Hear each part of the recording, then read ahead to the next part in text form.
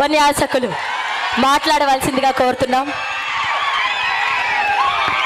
గౌరవనీయులైనటువంటి సభాధ్యక్షులకు, వేదిక మీద ఉన్నటువంటి అతిథులకు, సభా ప్రాంగణంలో ఉన్నటువంటి అతిరథ మహారథులకు, నర్సీపట్నం పుర ప్రముఖులకు, అయ్యన్న గారి అభిమానులకు, పత్రికా విలేకరులకు, మీడియా సోదరులకు నమస్కారాలు తెలియజేస్తున్నాను.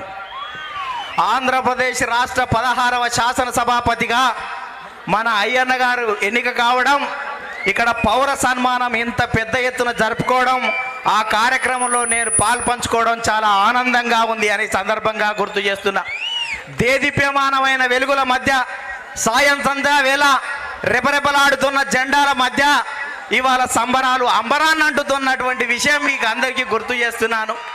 అయ్యన్న అంటే అభిమానం, ప్రేమ ఉన్న వాళ్ళు మొన్న ఎన్నికల్లో ఓట్ల వర్షం కురిపించారు, ఇప్పుడు ఊరేగింపులో పూల వర్షం కురిపించారు, ఇప్పుడు ఆత్మీయత సత్కారంతో అన్ని రకాలుగా ప్రేమను చాటుతున్నటువంటి వ్యక్తి అయ్యన్న గారు అని సందర్భంగా మనం చేస్తున్నా. అందుకనే ఓ సైకోకు చెప్పిన, సబ్ స్టేషన్ అయినా ముట్టుకోరా, అయ్యన్నను ముట్టుకోకు, అయ్యన్నతో పెట్టుకోకు అని చెప్తే ఇవాళ అసెంబ్లీకి పోవడానికి కూడా భయపడేటువంటి పరిస్థితి ఉంది అని సందర్భంగా మనవి చేస్తున్నా. సోదరులారా, మనం ఆలోచించాలి. ఇవాళ ఓడిపోతే కొందరు పారిపోతారు, కొందరు లొంగిపోతారు, కొందరు వంగిపోతారు. ఓడిపోతే పారిపోయే రకం కాదు, ఓడిపోతే పారిపోయేది రకం కాదురా, నాది ప్రజాబంధం అని ఇదే గడ్డ మీద నిలబడి మీకోసం నిలబడ్డ వ్యక్తి అయ్యన్న పాత్రుడని సందర్భంగా మనం చేస్తున్నా. అందుకనే రాళ్లతో కొడితే రాళ్లతో సౌదాన్ని నిర్మాణం చేసుకున్న వ్యక్తి అయ్యన్న పాత్రుడు అని సందర్భంగా మనవి చేస్తున్నా. అందుకనే పదవి అంటే హోదా కాదు, బాధ్యత అని చెప్పినటువంటి ఏకైక వ్యక్తి అయ్యన్న పాత్రుడు గారు అని చెప్తున్నాను.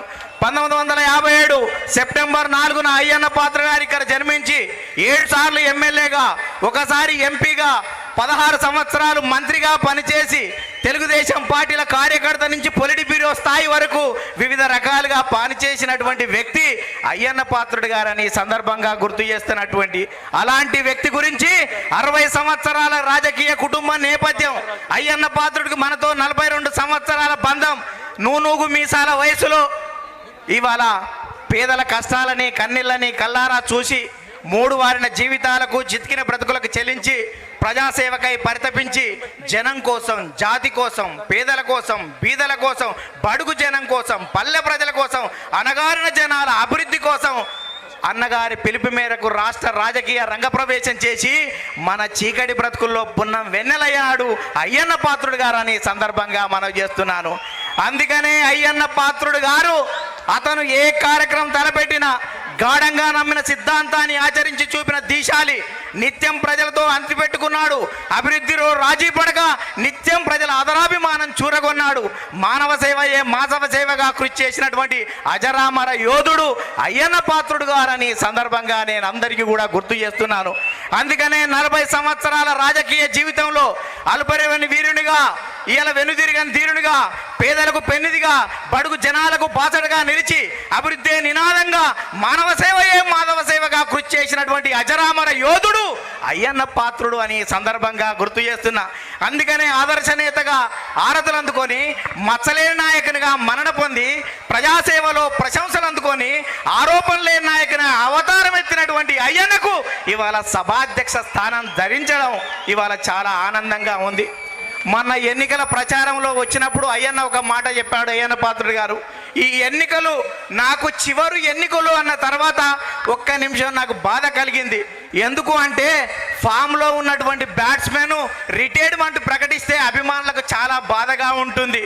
కానీ రిటైర్మెంట్ తప్పదని తెలిసిన తర్వాత ఈ ఎన్నికల్లో సభాపతి అయి లాస్ట్ మ్యాచ్ కూడా డబల్ సెంచరీ కొట్టి రిటైర్మెంట్లో తన సత్తాను చాటినటువంటి ఎట్లుంటుందో అట్లుంటుందని చెప్తున్నాను.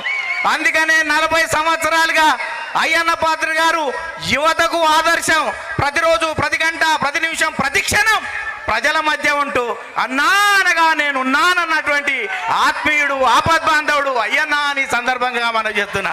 అందుకనే ఈ ప్రపంచంలో ఒక తండ్రి, ఒక అన్న ఒకే ప్లేస్లో ఉండడు. అయ్యన్న పేరులో అయ్యా అంటే తండ్రి, అన్న అంటే అన్న. ఒక తండ్రి, ఒక అన్న సంక్షేమంలో, సారథ్యంలో, వారి సమక్షంలో ఎంత హాయిగా ఉంటామో మనము కూడా అదే రకంగా ఉన్నాము అని సందర్భంగా గుర్తు చేస్తున్నా. మనం ఒకసారి ఆలోచించాలి.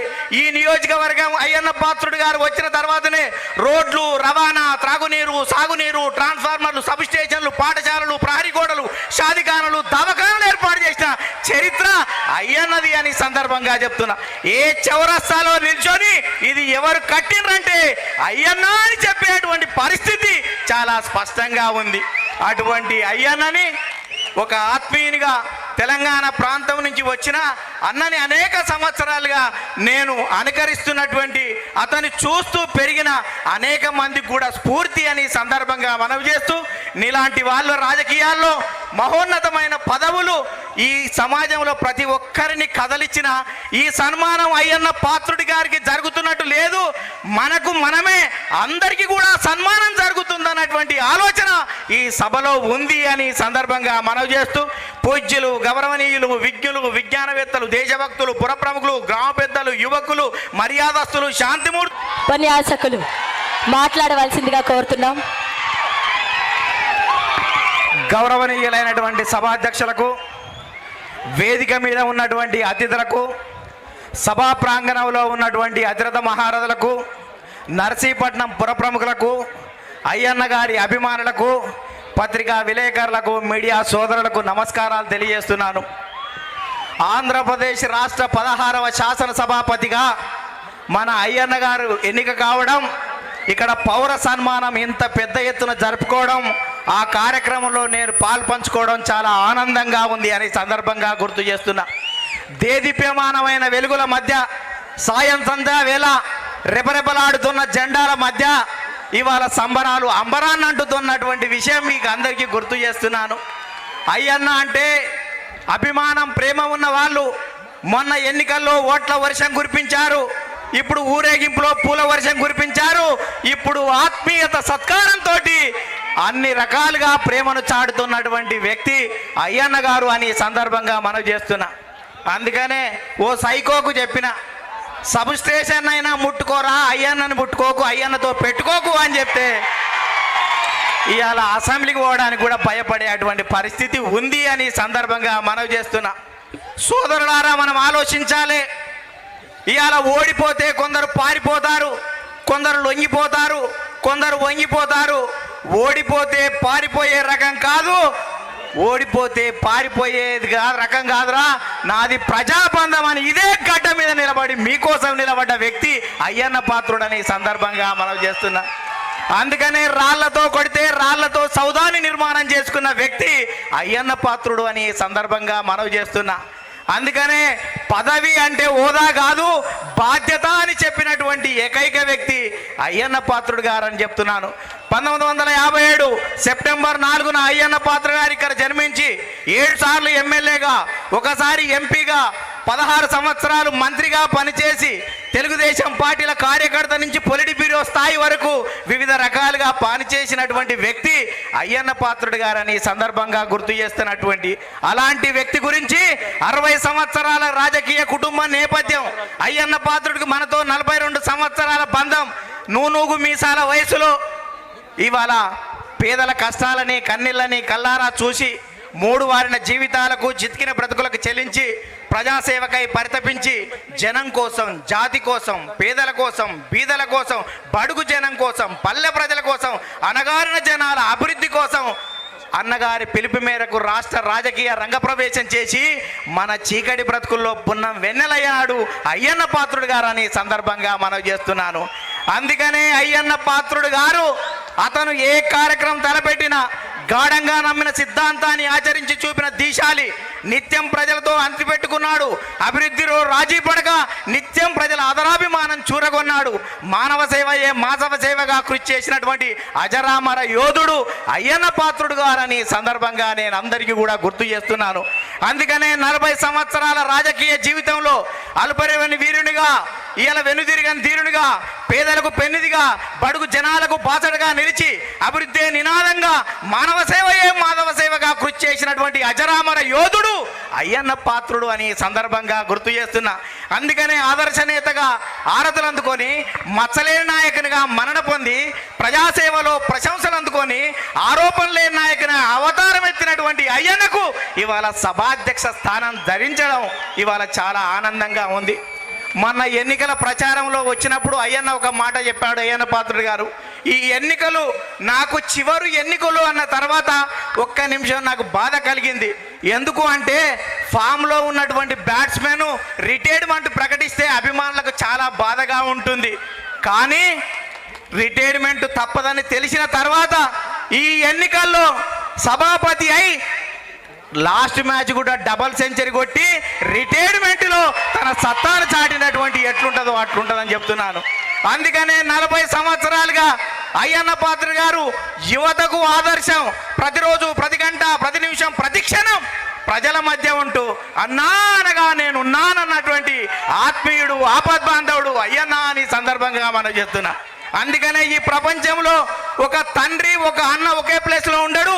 అయ్యన్న పేరులో అయ్యా అంటే తండ్రి, అన్న అంటే అన్న.